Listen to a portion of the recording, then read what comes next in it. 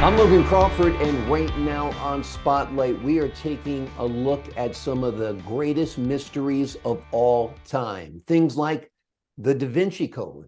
Would you believe me if I told you that someone has cracked it? Well, we're going to talk to a man who says he has cracked the Da Vinci Code. He's the author of a book.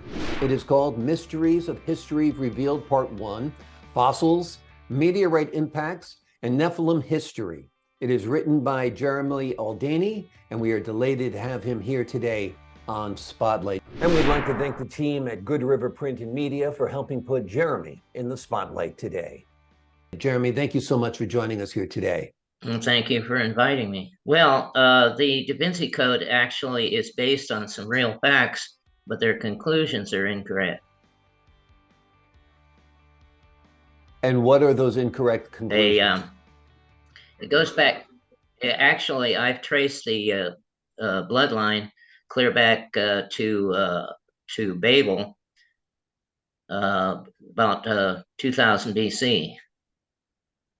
And when the people were scattered, there was a bloodline from what they call what some people believe are extraterrestrials, which are actually hybrid humans.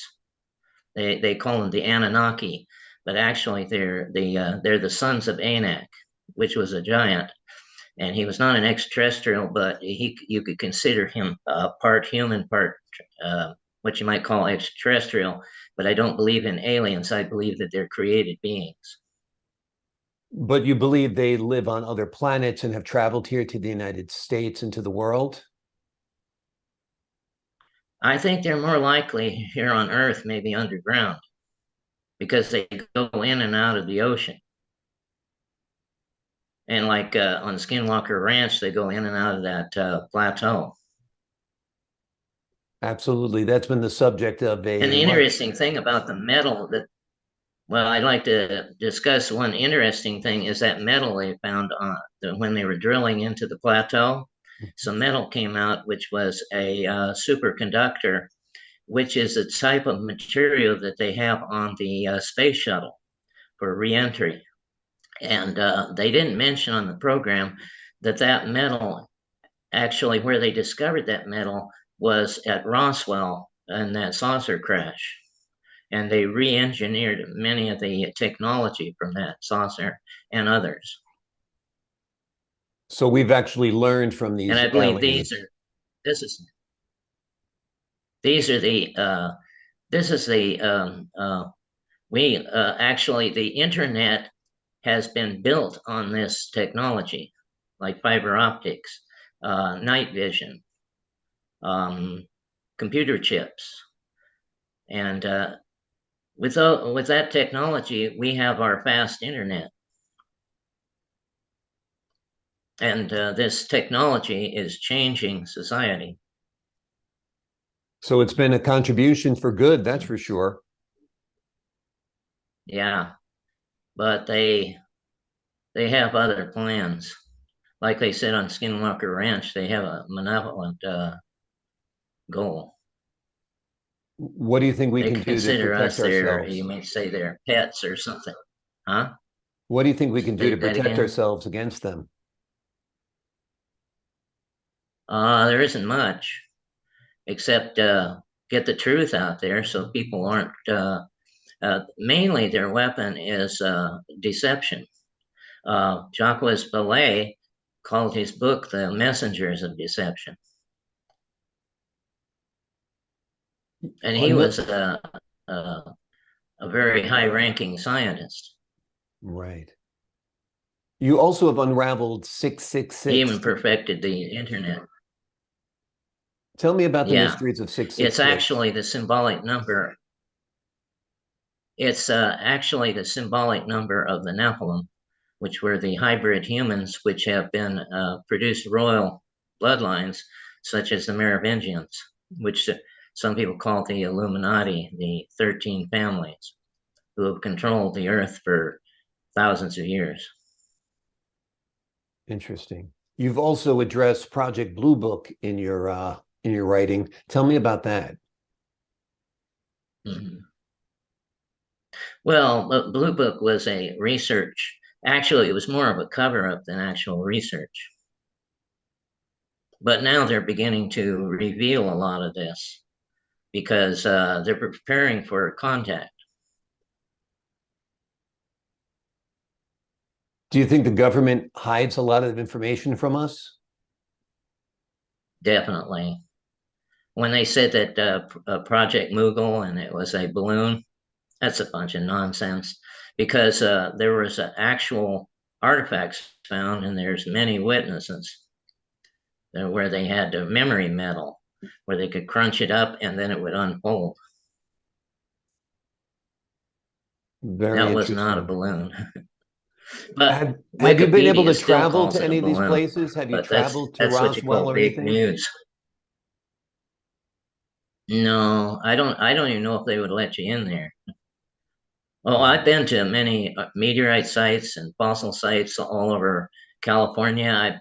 I've discovered many of them, and I've also gone to meteorite sites and discovered craters and meteorites and dinosaurs and all kinds of fossils. I've been to Texas, Arizona, Colorado.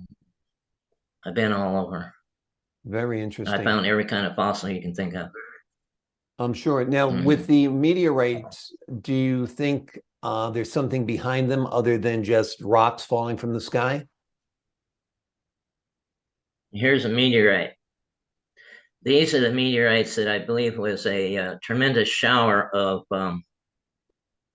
asteroids that hit the whole Earth. And that was the time that that was the trigger of Noah's flood.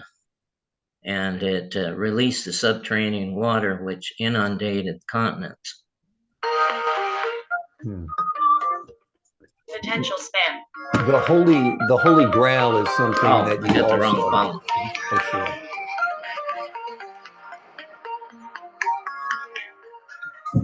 The I can't Holy, get it to stop. Okay. okay, the Holy Grail is something you also Yeah. address in your book. Yes, I think it's the it could be the Shroud of Turin that does have some blood on it, which is Nephilim blood, which goes back to the Merovingian family, because that was the head of the Illuminati, which was who founded it, how founded the Knights Templars, and his blood is on that shroud. And I compared the pictures of this. I can think of his name. Um, they say that it's the shroud of Jesus, but it's not, because I compared it to the head of the Illuminati, who was Philip the Fourth, had him executed because of a conspiracy. Hmm. Do you, the I can't think of Nephilim, his do name they right still now. reside among us? Would we recognize these Nephilim if we were to see them? Yes, yes. The bloodline of the Nephilim is in all royal families, including mine. You see, I'm a descendant of J.P. Morgan, and he was a Merovingian. And many of these are what you might say. They're. It doesn't mean they're all involved in a conspiracy, but there are people who pass down to their descendants this plan to create a world government under Marxism. Very interesting.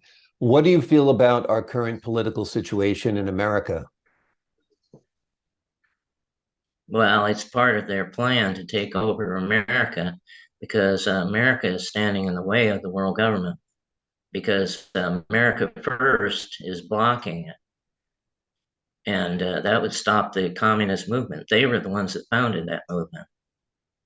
Very interesting. So you feel this is all part of globalization and a new world order? Yes, yes. Mhm. Very interesting It's indeed. described in the Bible of the coming Antichrist. And when do you think we might expect that Antichrist to arrive? Well, right now, I believe it. There are a lot of prophecy researchers that give different dates, but we don't know the day. We don't know when. And but the closest I can come to it, the most accurate and the most people agree, is somewhere around 2028, because the plan to take over the world is 2030, and that's the agenda of the United Nations. Amazing, amazing. Well, it's quite a book. You cover so many different aspects of life and mysteries that have taken place around the globe throughout history. And here, this is a whale bone. It's from Shark Tooth Hill. And the significance of that is? Dinosaurs and other animals were buried in volcanic ash, which is called bentonite or montmorillonite. And that's the same material that's in Skinwalker Ranch that's coming out of that hole. I saw that last night. Amazing. And if you can see this, here are some tracks. Yeah. These are Permian tracks from Grand Canyon. Amazing, amazing. I discovered those when they were digging a road cut. Amazing. Like I said, you cover a great deal in your book. The book is called Mysteries of History Revealed Part 1, Fossils, Meteorite Impacts, and Nephilim History. It is written by Jeremy Auldaney, and you can pick it up on Amazon, and it is a worthwhile read indeed. It might change the way you look at life and the world around you. Jeremy, thank you so much for joining us here today on Spotlight. And one more thing, I'm publishing an article in the Publishers Weekly, which will reach a large audience for publishers and bookstore owners. Wonderful, wonderful. Looking forward to reading that as well. Thank you so much for joining us here today. Thank you, Logan. My pleasure. And to the folks at home, I'm Logan Crawford, thanking you for your time this time. Until next time on Spotlight.